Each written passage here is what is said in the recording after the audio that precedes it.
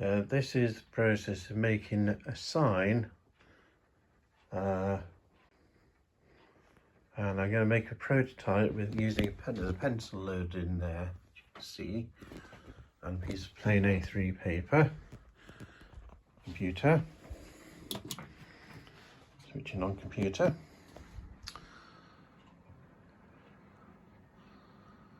Waiting.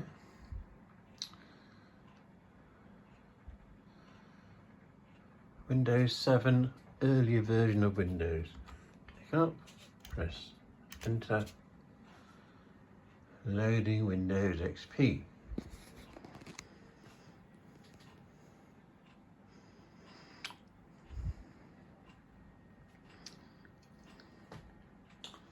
So the Cam 1 machine there, it's a vinyl cutter. It's a plotter or a cutter, depending on whether you put in the cutting tool, which is this little device here. I'm going to hold it for where's the camera? There's the camera, focus. There's a tiny little blade in the end of that. Doesn't want to focus. It's focusing on my finger. I'll put it down. Tiny blade in the end of that. That little thing there sits in there, and we'll cut out the vinyl. Remind me later. Key. Documents. Clock the numbers, clock. Gotta remember what I called it. I called it platform 1. Point the camera at the thing. Retford Doncaster. Stuff. What's the stuff? Okay.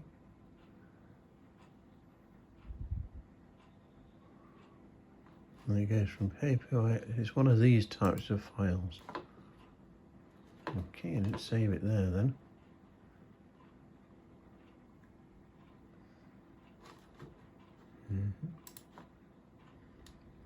Oh, there it is. Away.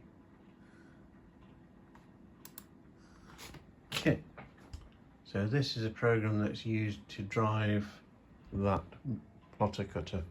It will drive other things. So annoyingly, if you try and click anywhere, nothing happens.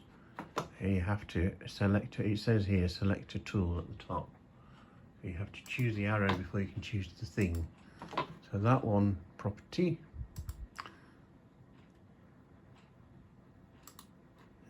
Okay, go draw, edit, ungroup, property now, settings. So that's Rockwell condensed, height 101.5 millimeters. Okay, and that one's also the same. This one, property.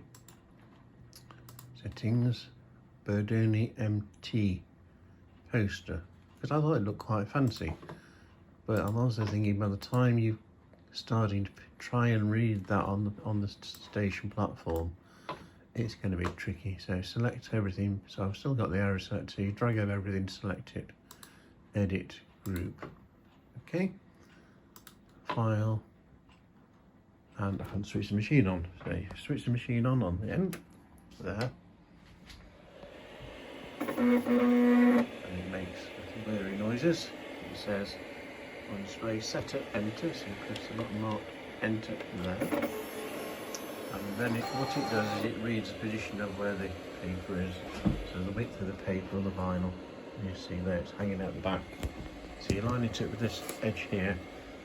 Some machines like this, you line it up at the front, but that's designed to take a roll of vinyl. Okay, so it's not a print option. You think it's print, it isn't. It's CNC output, Control L. And this is, if you looked in detail, Cam 1 CX12. I'll just zoom in, there we are. CX12 output range selection. So you can do everything, or you can do selection. You want to be rotated. The printer driver, calls it a printer driver even though it's not, is a Roland Cam 1 CX12. You could change the driver if you wanted to. You can go on here and you can change the tools, cutter, pens, etc. Number of passes 1. So you can make 2 passes. Oh, let's do that. Speed 400. Yeah, that's fine. U key. And let's go to output. And watch the machine not do anything.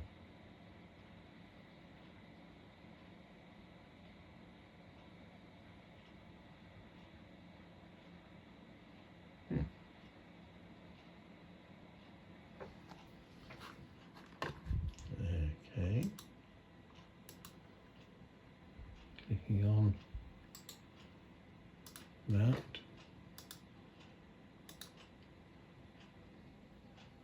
Restart. It says use printer offline. Don't use printer offline. Ah, this document failed to print. Time sent to print. Click print the key. Press assistance. Tell you what I'll do instead. I'll unplug that and plug that in. So I literally moved it from one socket to the next.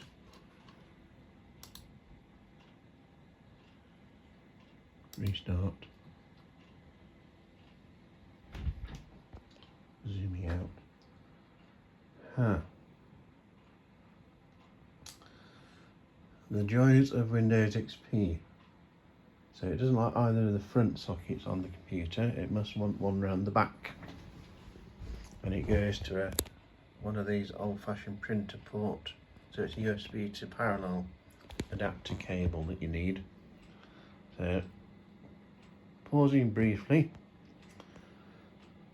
And I shall plug it in around the back. So I've now plugged it in around the back of the computer, sorry. I'll click on restart.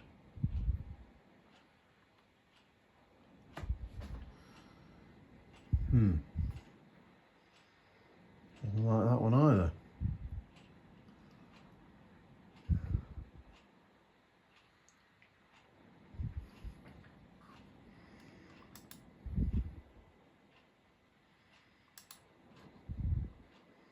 Cancel documents, deleting.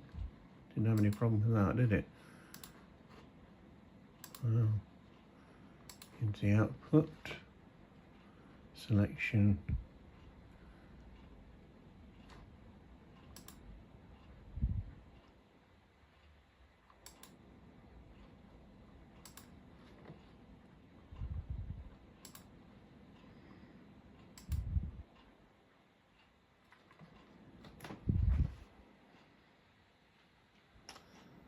The joys of Windows XP. Don't like that either.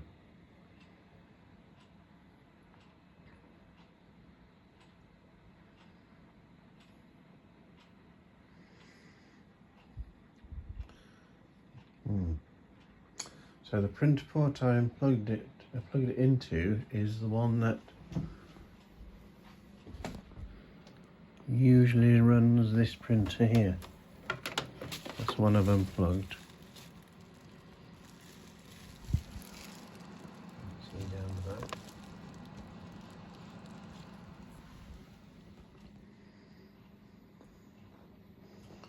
It must want a very specific port to be plugged. Pausing again. Okay, plugged it into a different printer port now. Restarting. Waiting. Didn't like that either.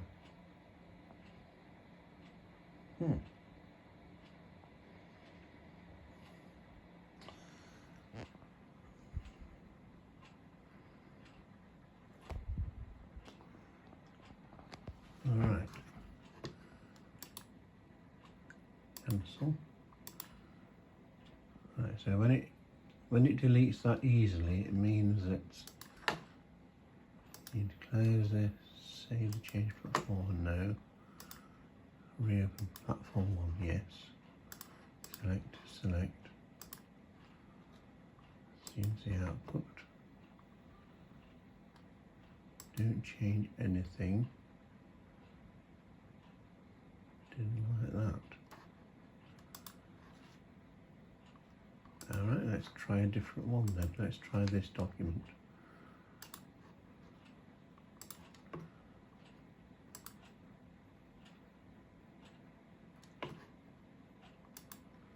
Now I have two documents that I don't want to print.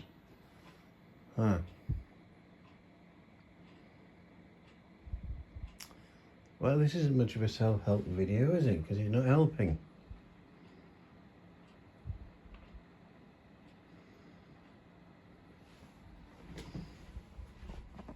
Plugged in, yes.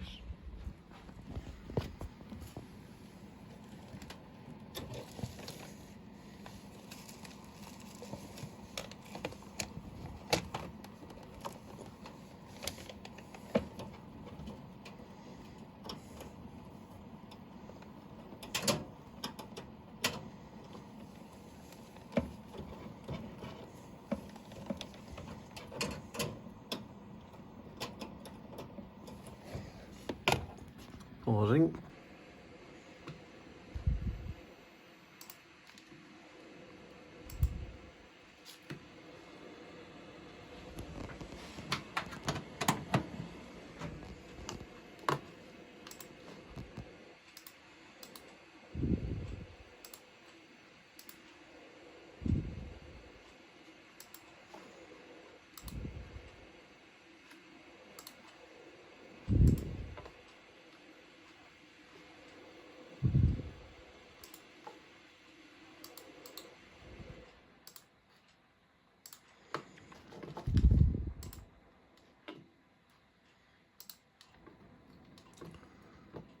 Control panel, system,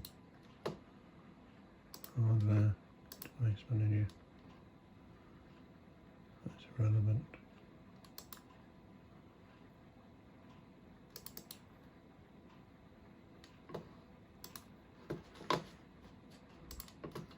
Is it possible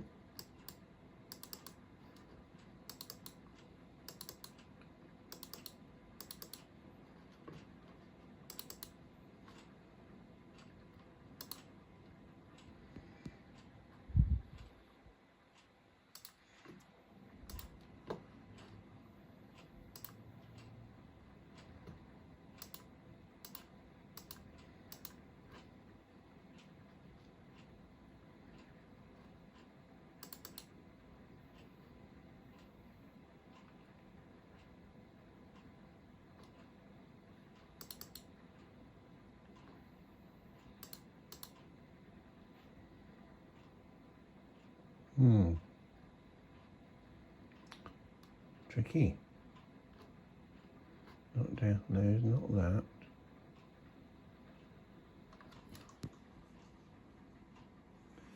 It's as if I've lost the driver for the Cam 1, even though I've used it.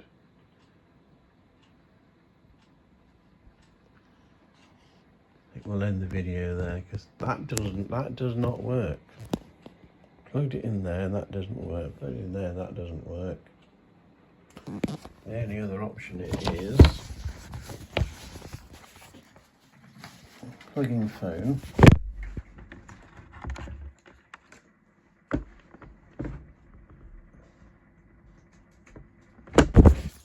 Plugging in there.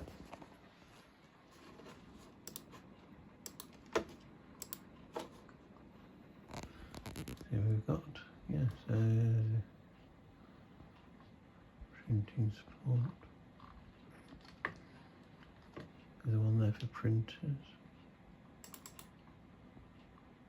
It doesn't use printer port.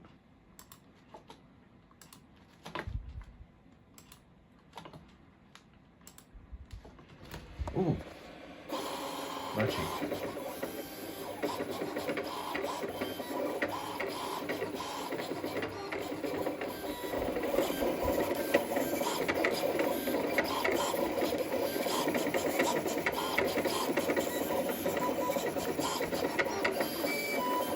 Tell you straight away, this is not going to fit.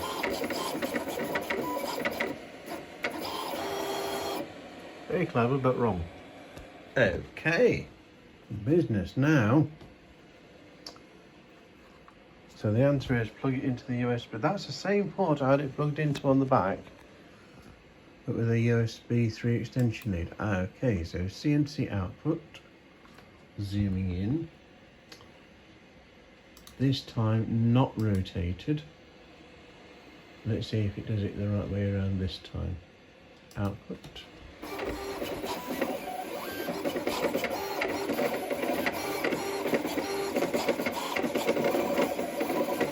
It's obviously going to go over the one it did wrongly.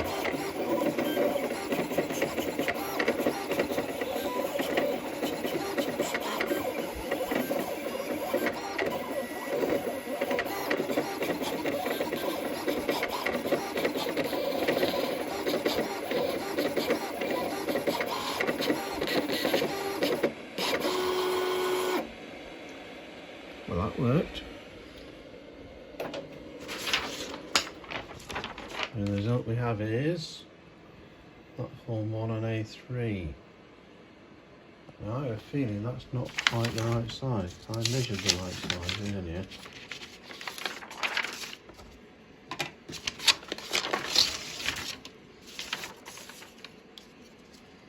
That's going to be 30 along there. I lost a bit of paper, it said it on.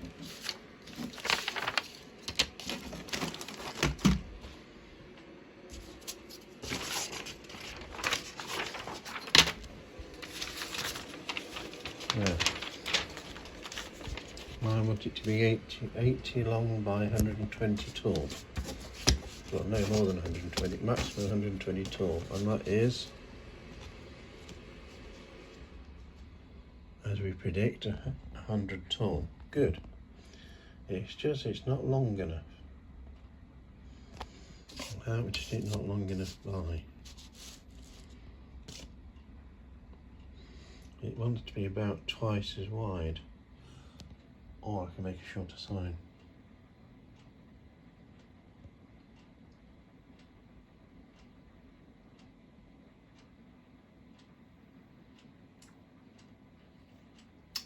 Or I can add something to the side of it, like Friends of Lea Road Station.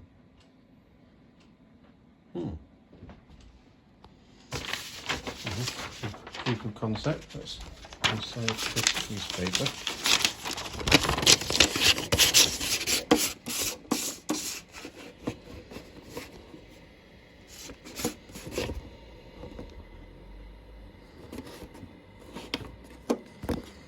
And then the lever slots it in place.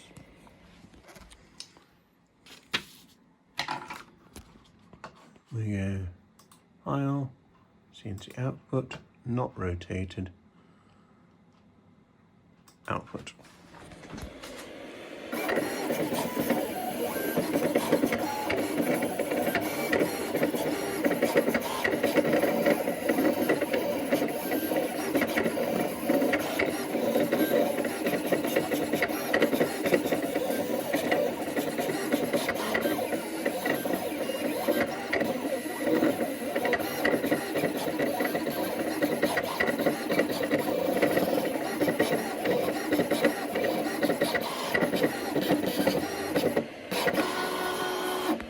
Now this machine should be so accurate that if I do that again,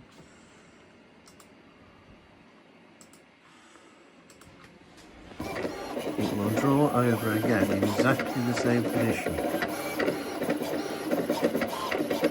If you're using the cutting tool on it, and it doesn't look like it's cut all the way through, what you do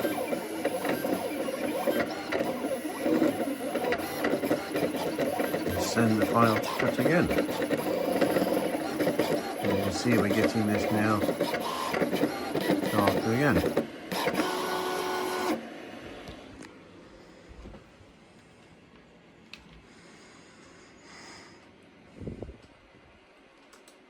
think we have an option to do 2 passes, so let's do 2 passes.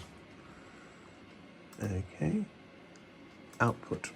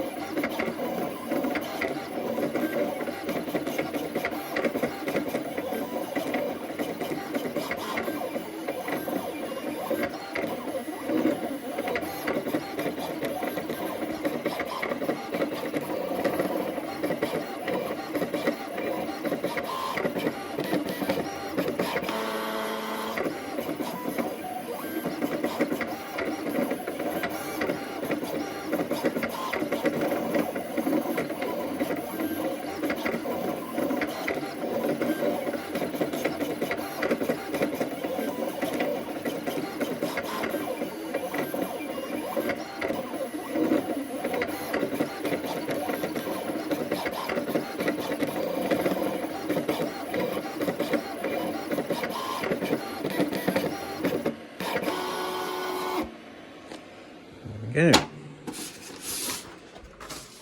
And that is the result. You can see the difference between the intensity of this one and that one.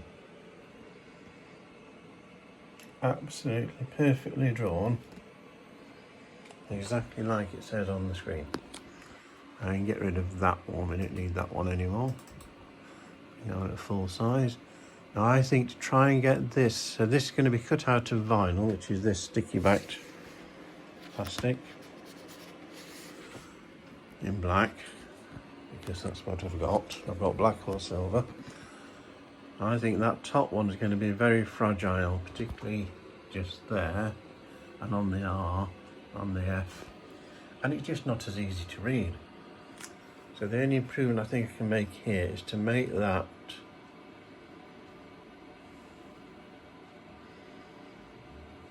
longer.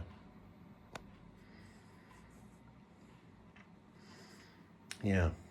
Anyway, so the next thing I need to do is to get the vinyl ready to go in the machine, change the cutter to, change the pencil to the cutter. Let's do that. Okay, so I've cut the vinyl to A4, A3 width. We now load that in the same way.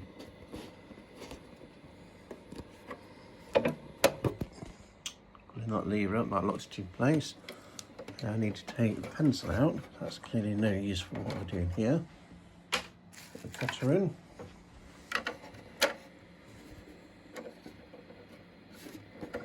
Tighten up the wheel. And while everything's working, CNC output. Output.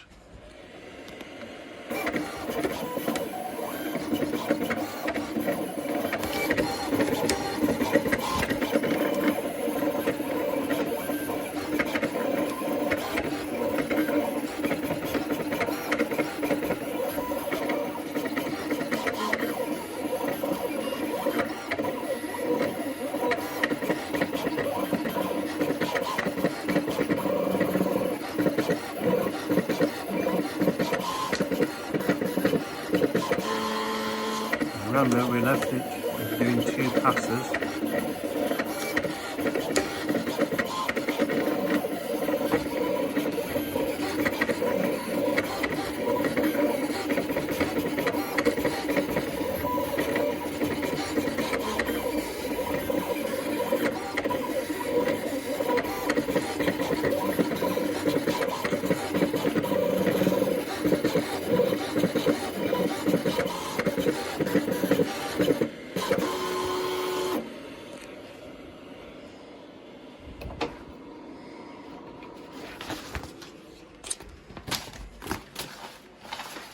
And just like that, we have our sign cut out using Windows XP.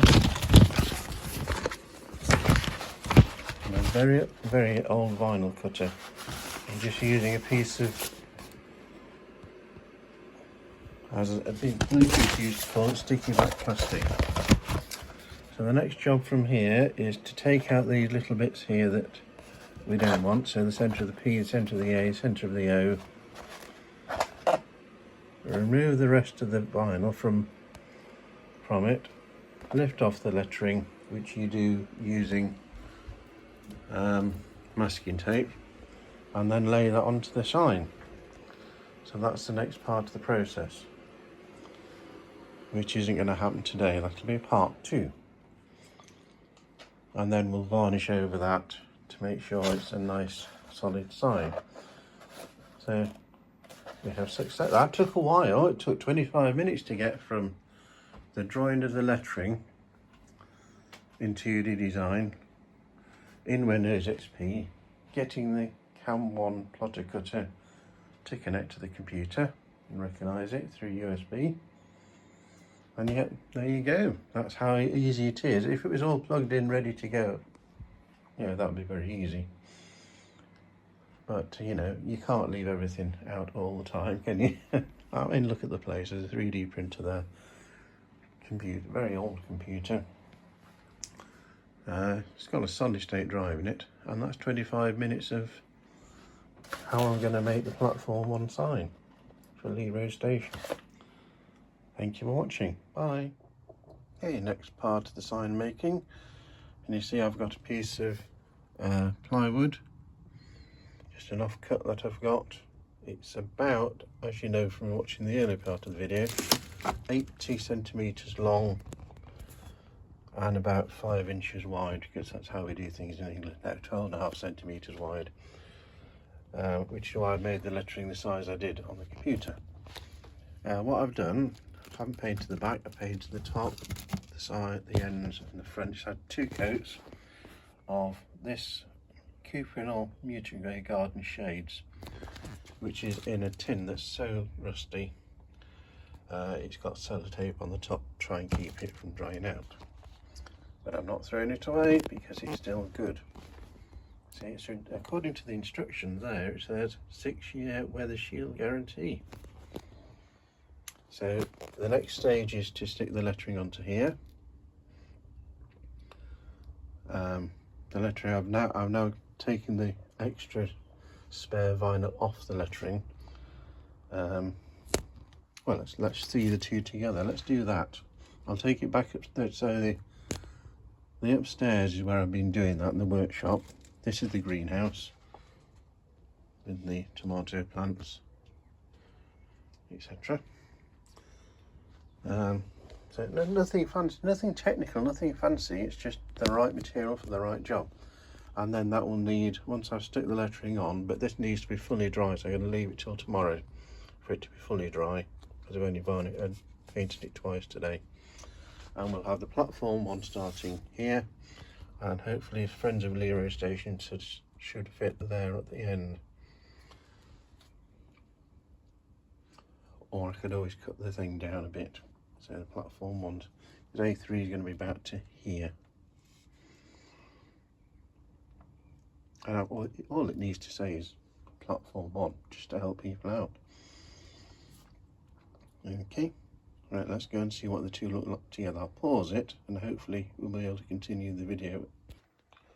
So here we are back upstairs. As I said, I've taken off the spare vinyl, which leaves this piece here. I made that afterwards, so that should go here, there. Without the backing paper won't be there. The lettering will just stick onto this piece of plywood, and then hopefully, so you're seeing it live just like I'm doing it. Hopefully that isn't too big. That looks fine to me. Looking at the side of it, even though I say so myself, I've judged that quite well.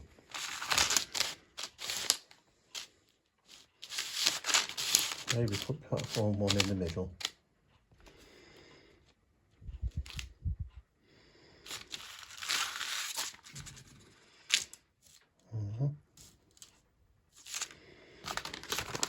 It's going to keep falling up a little because the material is on a roll. It wants to keep curling up.